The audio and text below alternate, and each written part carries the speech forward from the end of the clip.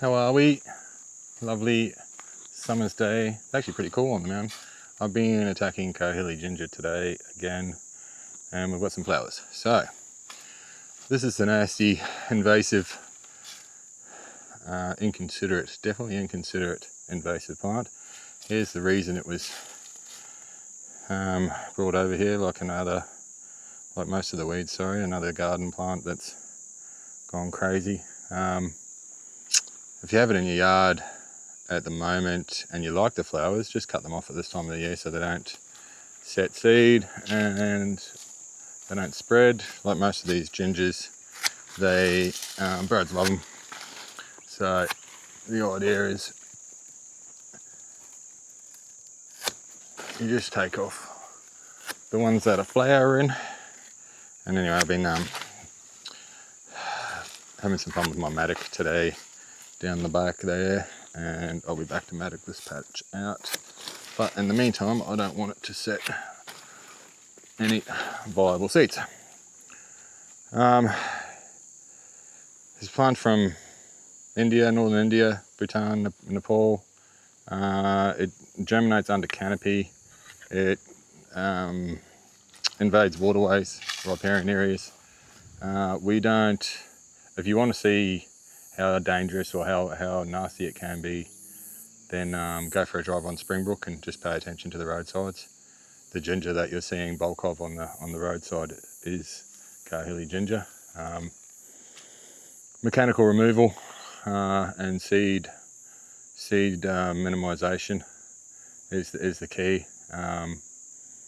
It's not a good plant to have in your garden. It's another maintenance. Most invasive species require more maintenance, so you're best off getting rid of it for once and for all.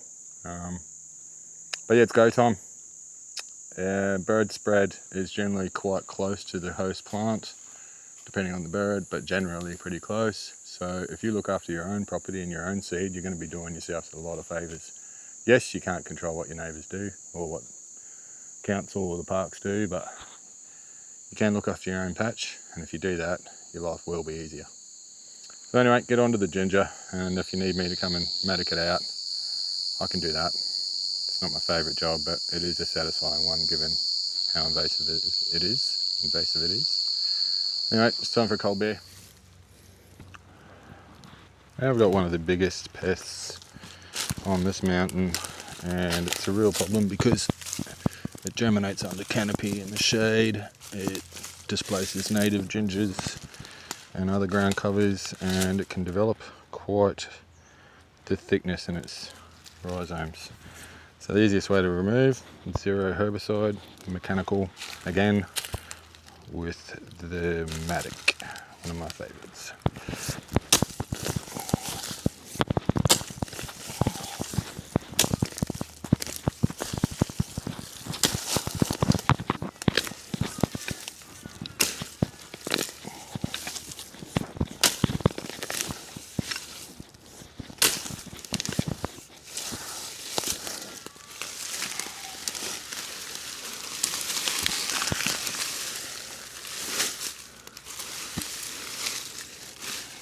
And collect all the other little rhizomes.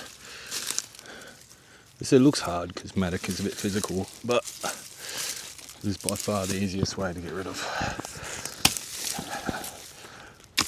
for good. Not just get rid of it and then have it resprout.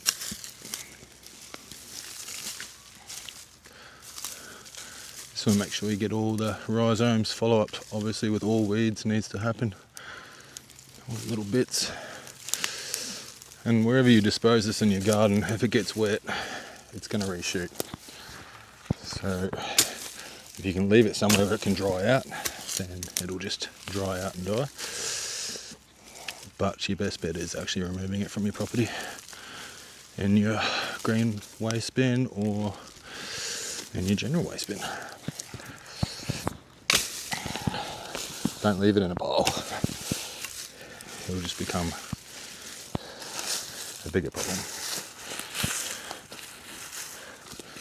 A couple of little cassias. There's another little bit just here somewhere. Just there.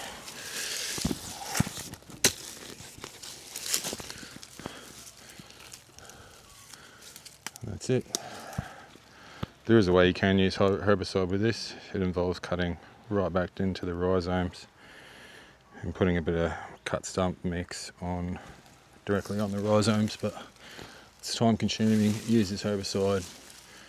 It requires more of a follow-up than the mechanical excavation removal. So yeah, some people say it's too hard. It's not too hard. It's just a bit hard. Now this clump won't be here anymore. Easy done. There's that pile of dug up ginger. Now, the best way to get these gingers out and remain clean from it is to ID them when they're young. And so I'm going to point out, whilst it's not very healthy, a native ginger. You can see the leaves are different colour, different shape. They're a bit more elongated. Still hard to tell when it's little.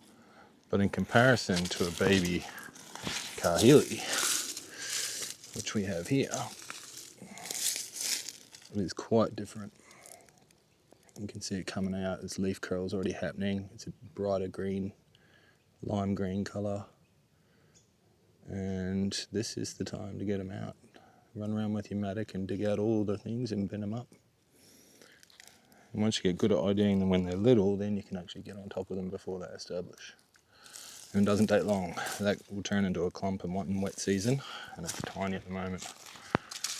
There's sort of the next stage up a bit. So just come back to the video and see if you can ID it. And just when you start looking for these things, you end up finding them pretty easy after a while.